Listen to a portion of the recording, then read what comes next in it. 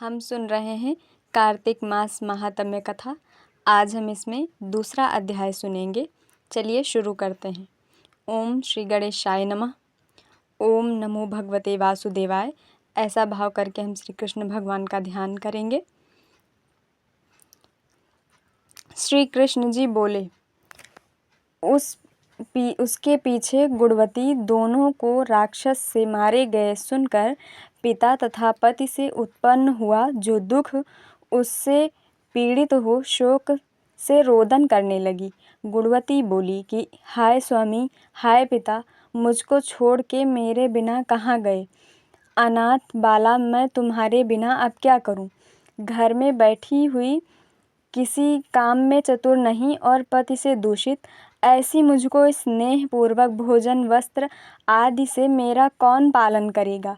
भाग्य सुख आशा और जीवन ये सब जिसके नष्ट हुए हैं, ऐसी मैं किसकी शरण जाऊं जो मेरे दुख को दूर करे? कहाँ जाऊं, कहाँ ठहरूं, क्या करूं? घृणापूर्वक हाय विधाता से मारी हुई बाला, मैं कैसे जीऊं? श्री कृष्ण बोले, बहुत घबराई हुई वह ऐसे कुररी के समान बहुत विलाप करके पवन से ताड़ित केले के समान व्याकुल हो पृथ्वी में गिर पड़ी।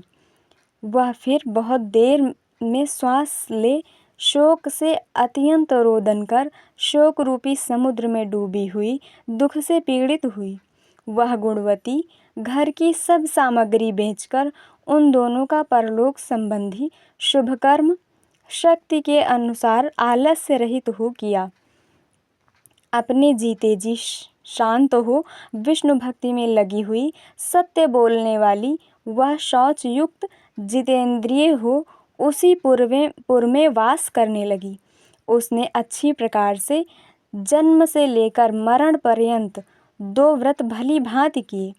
एक तो एकादशी का व्रत और दूसरा कार्तिक मास का सेवन। श्री कृष्ण कहते हैं कि हे प्यारी, ये दोनों व्रत मुझे बहुत ही प्यारे और मुक्ति अर्थात भोग और मोक्ष के देने वाले और पुण्य तथा पुत्र और संपत्ति देने वाले हैं। जो कार्तिक के महीने में तुला राशि के सूर्य होने पर प्रातःकाल स्नान करेंगे, वह बड़े पापी होने पर भी मोक्ष को प्राप्त करेंगे। जो मनुष्य कार्तिक के महीने में स्नान, जागरण, दीपदान और तुलसी के वन का पालन करते हैं, वह मनुष्य विष्णु के स्वरूप हैं। विष्णु के मंदिर का झारना और स्वास्तिक साथियाँ आदि का अर्पण और विष्णु की पूजा करते हैं, वे जीते ही मुक्त हैं। ऐसे 3 दिन भी जो कार्तिक में करते हैं, वे देवताओं के भी नमस्कार करने योग्य हैं। जिन्होंने जन्म भर किया उनका तो फिर क्या कहना। गुणवती भी प्रत्येक वर्ष में व्रत करती हुई नित्य विष्णु की पूजा में भक्ति से तत्पर रहने लगी।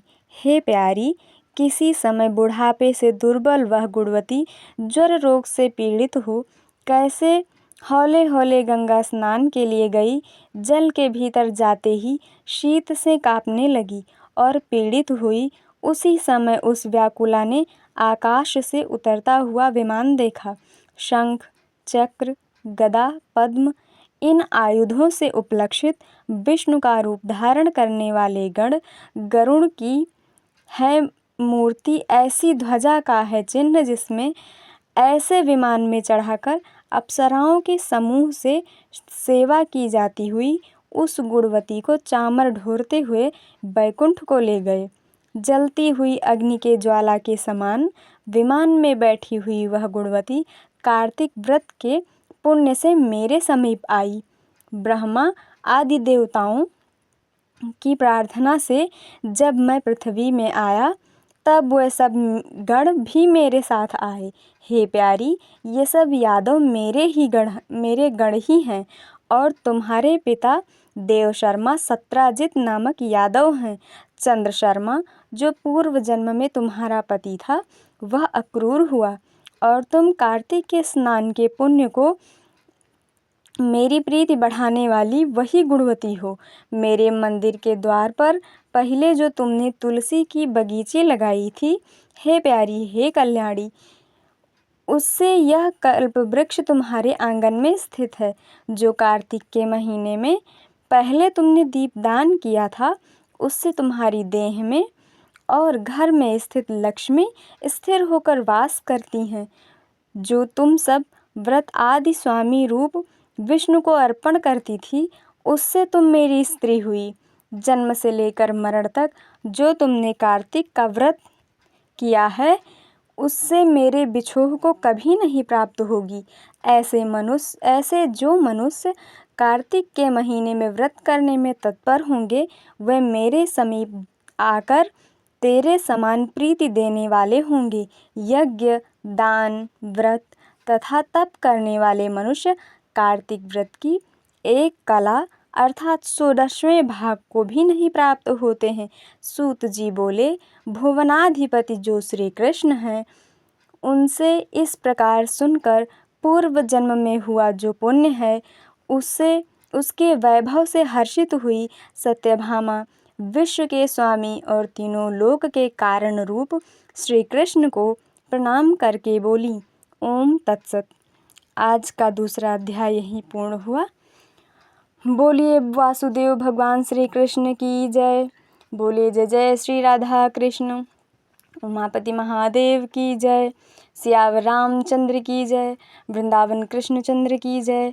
अयोध्या रामलला की जय। बोलो बजरंग बली की जय। बोलो भाई सब संतन की जय। बोलो भाई सब भक्तन की जय। ओम नमः पार्वती पतये हर हर महादेव। जय जय श्री राधे। जय जय श्री राधे। इसके आगे की कथा हम कल सुनेंगे। धन्यवाद।